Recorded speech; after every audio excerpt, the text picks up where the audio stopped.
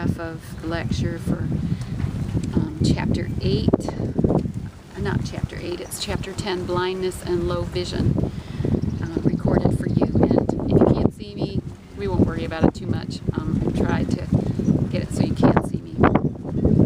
So this is an interesting chapter, like all of them, actually.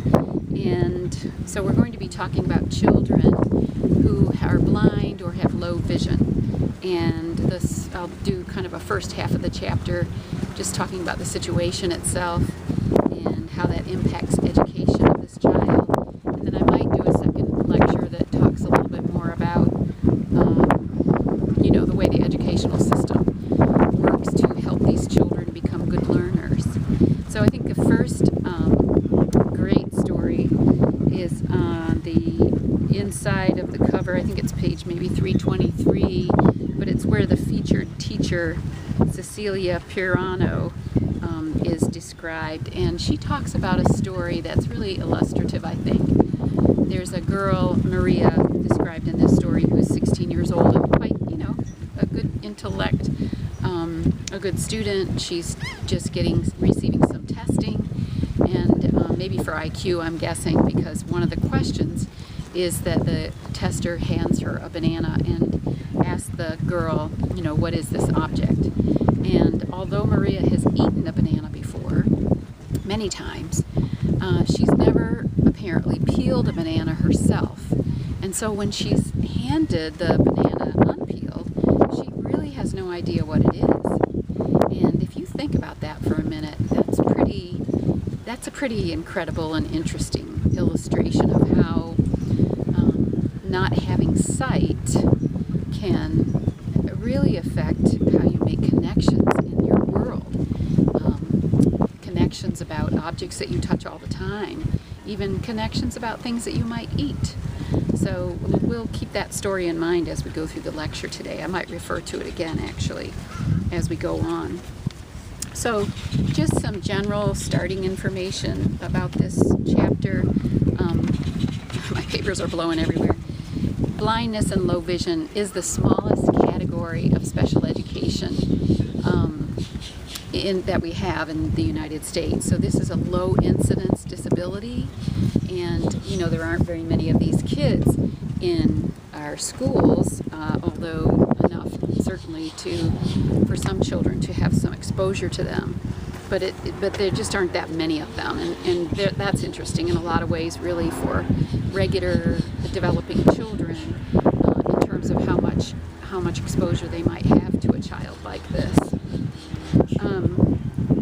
1 in 200 or 1 in 250 children in elementary school are thought to be receiving services for low vision or blindness, although the author of this book makes the point that some of these children who have vision needs also have multiple disabilities, and for some reason, because of the way their multiple disabilities is categorized, the low vision might not be their first primary disability, and so it almost sounds like there might be as many as twice as many children with low vision receiving services, special ed services in our public schools.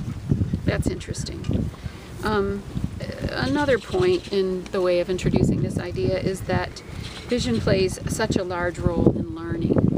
And we'll talk about this a little bit, and I'll try to use some examples, read you some samples from the textbook that are very good to illustrate this point, that vision plays such a large part in learning.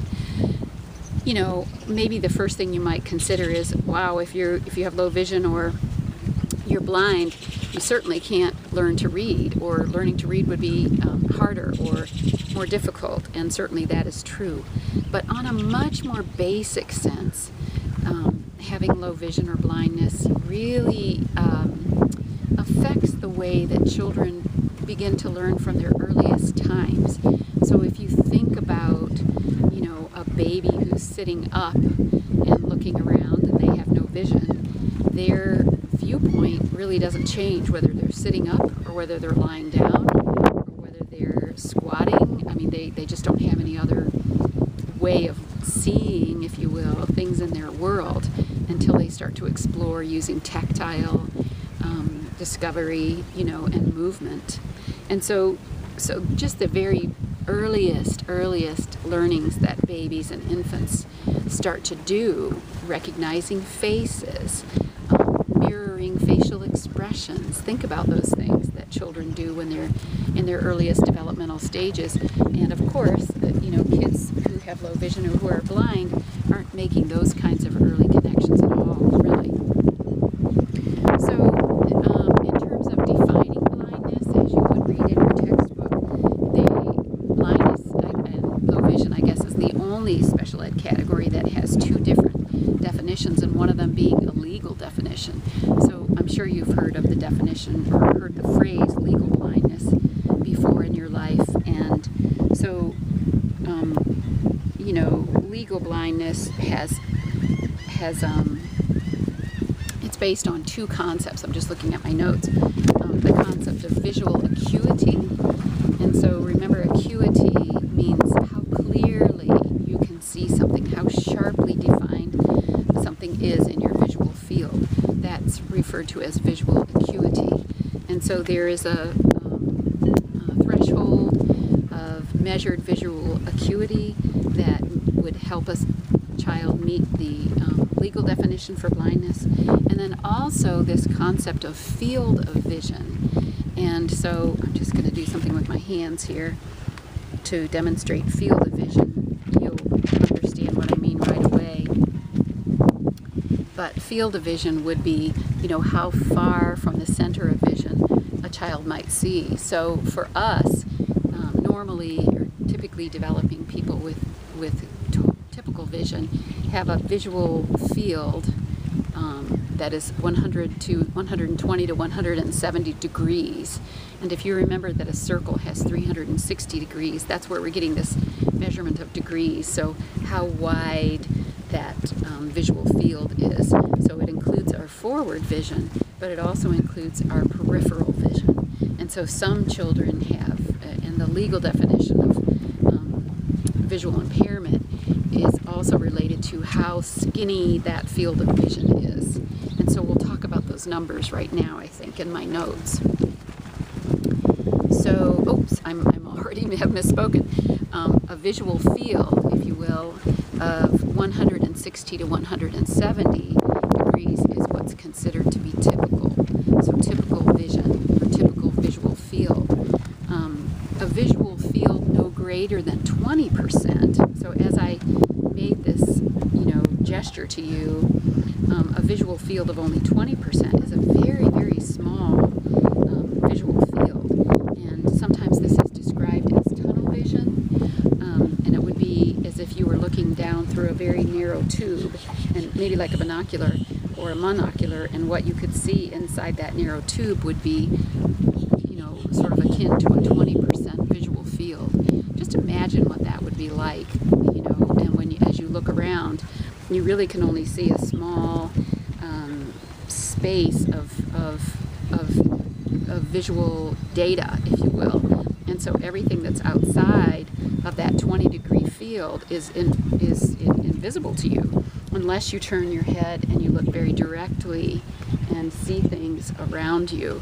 And so when I imagine that, I can see how really limiting that is for a person. I have a note in my lecture notes to look at figure 10.1 on page 326, and there you will see a couple of illustrations of what this might look like if your vision was that way.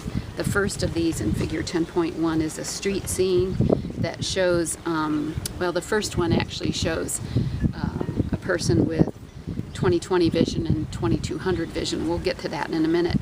But the second part of these pairs shows some problems with acuity, some pretty severe problems with acuity. And you can see what vision might look like if you had low acuity or very limited acuity. So that's on page 326 if you'd like to follow along in the chapter. To be categorized as legally blind due to low acuity, remember this has to do with how clearly you can see something, not the visual field, but how clearly and succinctly, precisely your vision is recording for you, a person has to have a measured acuity of 20/200 or less as the person has corrective lenses on. And so what we would talk about as normal vision would be 20/20, what a normal eye would see at 20 feet away. And so having visual acuity of 20/200 means that a person who has limited vision would have to get 20 feet be within 20 feet to see what somebody with normal vision would see at 200 feet back. So think about that.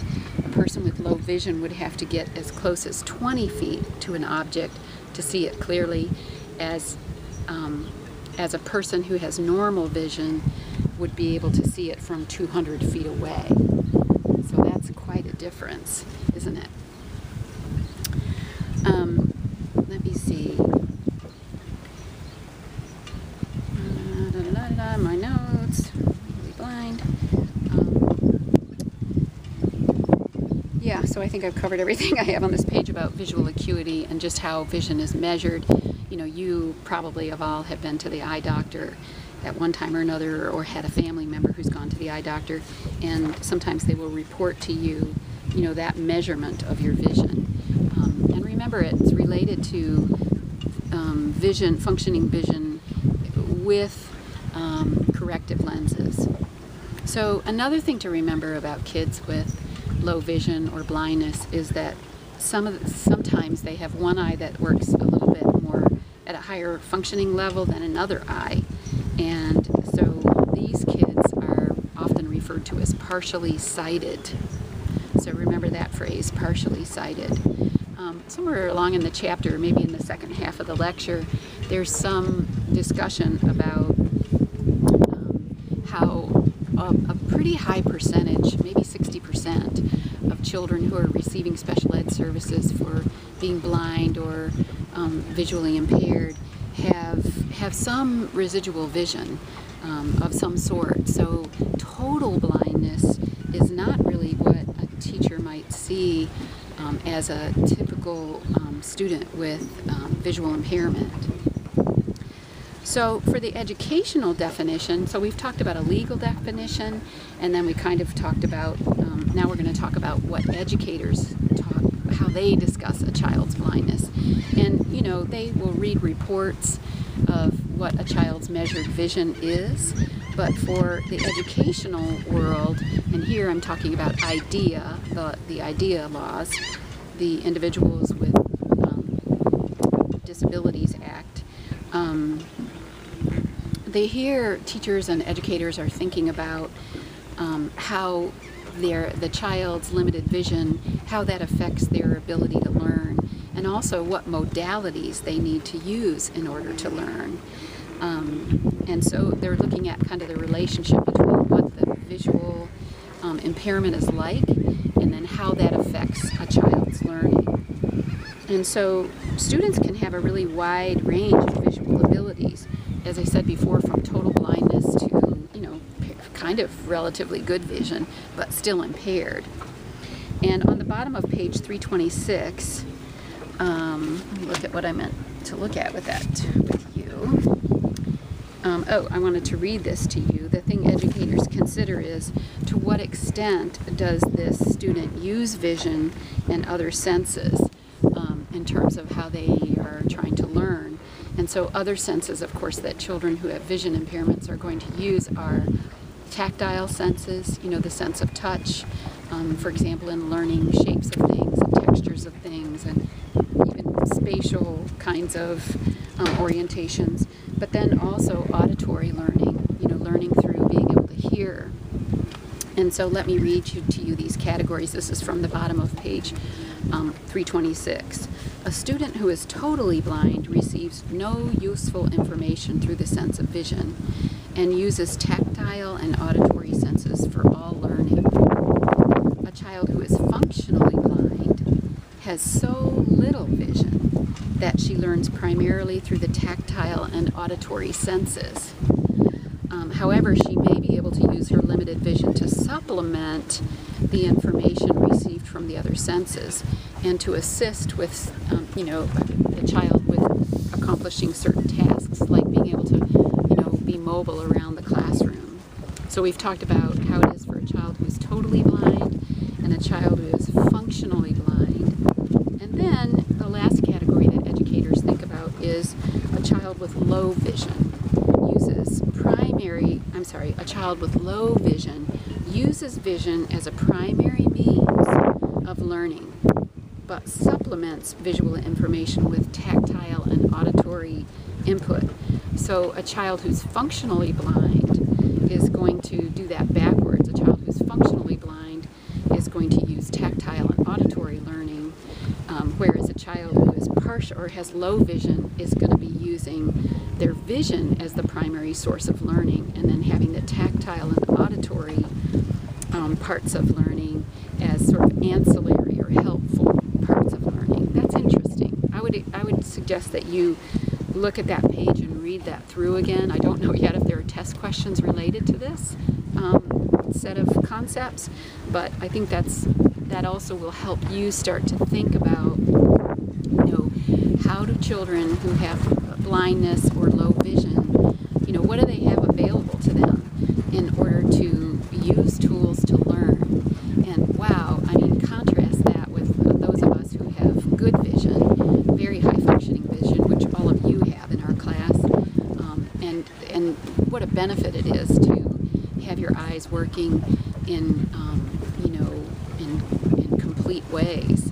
And then how kids who have low vision or blindness, just how they have to learn material, learn about the world, learn to be students, learn to discover information through other kinds of reading.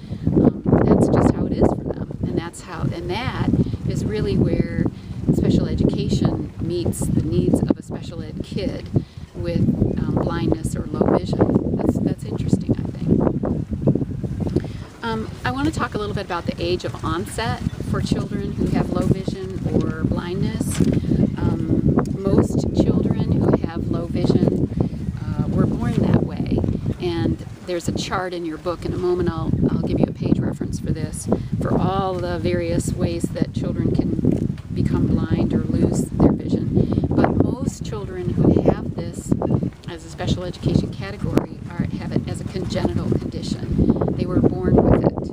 And so again, I would ask you to think about this.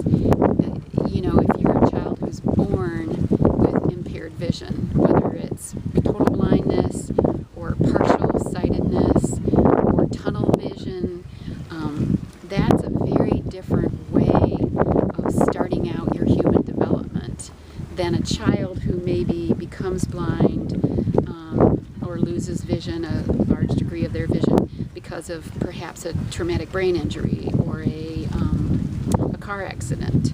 And so in the book, it's interesting to me, they talk about this child who's lost their vision after birth, not having it as a congenital condition. They call this an advantageously visually impaired child. So, wow, that just kind of brings a smile to my face when I think about talking about a child with low vision or blindness as advantageous. But in truth, you can really see how we would say this, advantageous, because really a child who grew up maybe from birth to age 8 having vision is a wholly different child and a wholly different learning child in a classroom than a child who was blind from birth. A child who is advantageously low vision can remember things like color. They can remember their orientation of their body in space. They can remember, what people's faces look like. They can remember light and dark. They can remember, oh my goodness, so many things. And so in a way, they have an advantage as a learner. But this child, the child who is advantageously blind or advantageously low vision, probably is going to need more emotional support from the classroom teacher and from the special ed teacher, because they have experienced a pretty significant loss, and they might feel, angry about it. They might feel, had. They might have a hard time adjusting from the kind of kid that they were, with lots of friends and playmates and lots of mobility, to now being limited in their mobility and getting around. And they might feel also, how their classmates find them to be strange and slow to come along and different to play with. And so I think that's also another really critical thing for us to be thinking about and understand. As human services workers, you might be working with parents who are trying to understand and adapt and help their child adapt to having lost vision. And this would certainly be a whole set of adjustments to help the parents understand for their child and maybe think about some ways of providing support and intervention for that family. So what are visually impaired kids like? What are they like as students? Well, like most kids who have, learning or atypical development, these children lag behind their peers. You can see I'm even using a metaphor, you can understand very easily why that would be. So they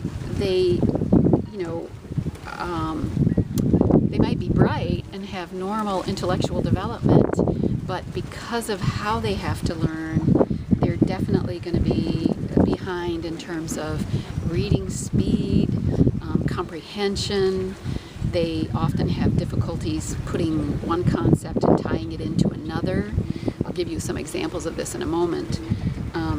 And they perform poorly generally on tasks that require this comprehension and connectedness between one thing and another. So think about this. I think this is a really good example.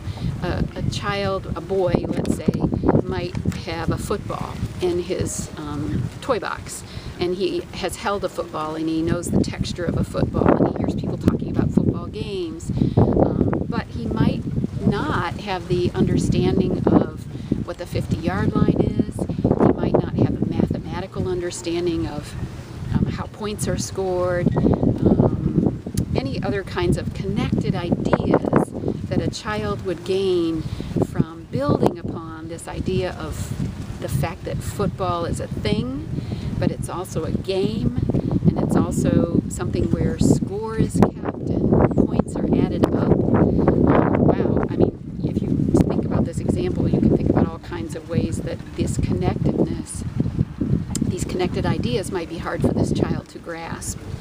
Another great example is at the beginning of this chapter when they describe this 16-year-old girl, Maria, who has eaten a banana many times. She knows the texture of a banana. She knows the sweetness and the flavor. She knows banana. Maybe she might know that banana is a fruit. She cognitively understands this category of what fruits are. If you ask her, what other fruits exist besides bananas, blah, blah, blah, she might be able to give you all that information. But when she's given a banana to hold that is unpeeled, and she's never had the experience of peeling a banana herself, she can't identify a banana. And so I'm giving some time to this concept in the lecture because I think it builds on our understanding of how children with blindness or low vision have a hard time.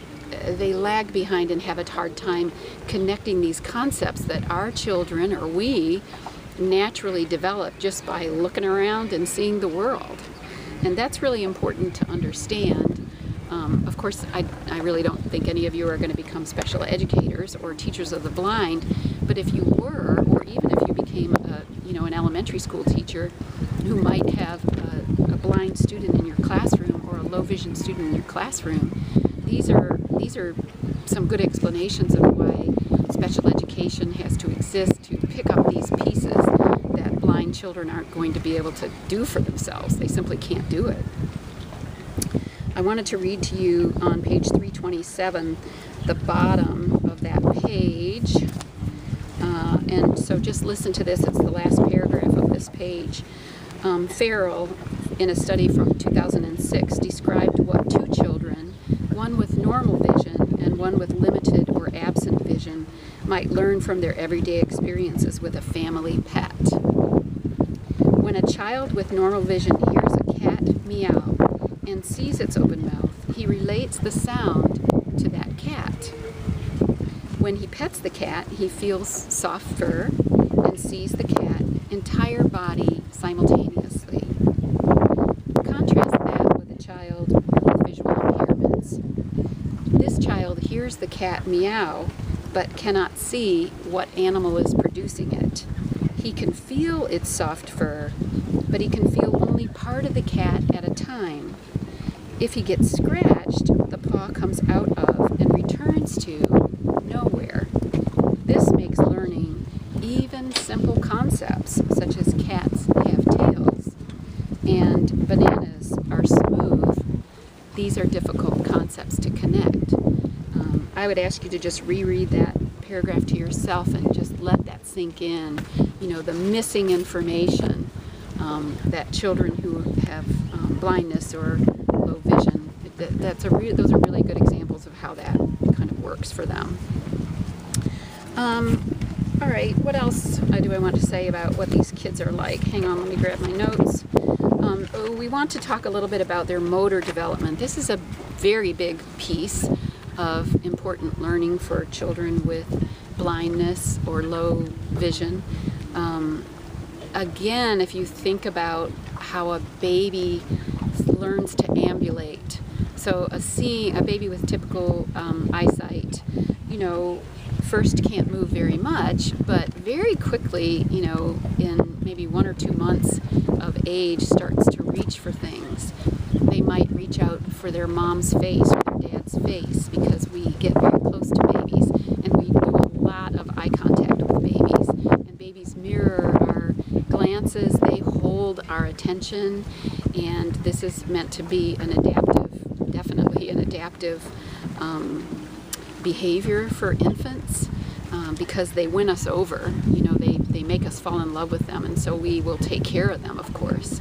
Well, a baby who doesn't have vision is probably eventually going to reach out to touch their parent's face or to grab their mom's hand or to touch their mom's hair, right?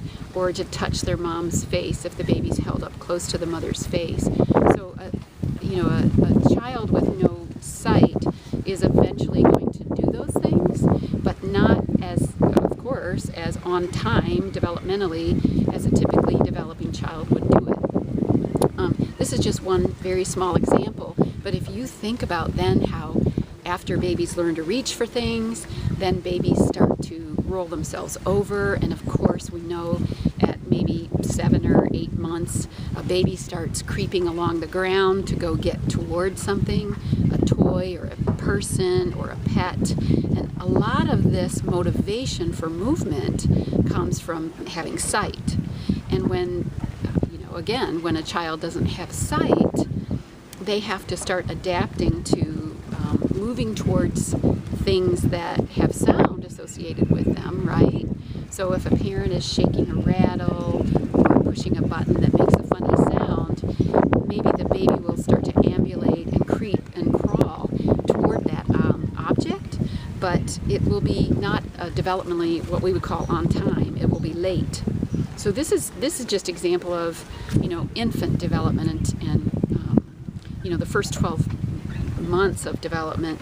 But if you think about mobility also as now let's think about the child who's blind who's learning to walk and a child who's sighted who's learning to walk. The child who's sighted is going to they're going to hold their hands out. They might creep along the sofa because they can see that the sofa is there. But a child who's blind needs to be placed next to the sofa and stood up next to the sofa so that they can too creep along the sofa until they learn to stand up with balance. But balance is another thing that's delayed, of course, because as a blind child doesn't feel as secure